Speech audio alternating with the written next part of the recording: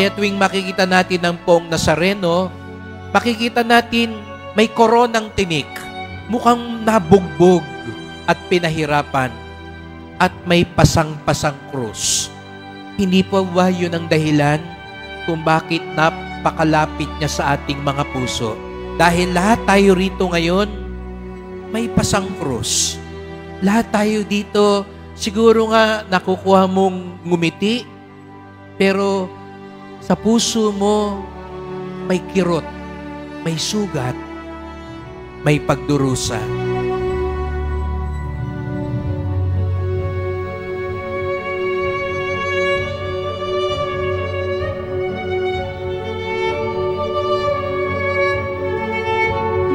Lahat tayo siguro dito, nakukuha pang bumati, nakukuhang tumingala, lumingon, pero sa totoo lang, napapayuko na tayo ng napakaraming mga pagsubok sa buhay.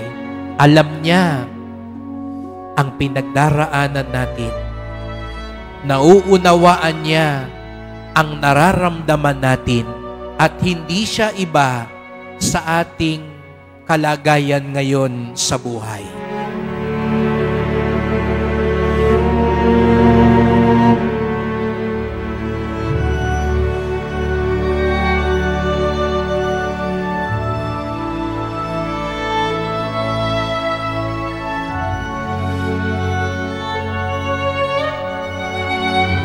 Kaya't ipagdasal natin ang bawat isa na kung papaano binibihisan ang Poong Nazareno, mabihisan din tayo ng biyaya ng Diyos.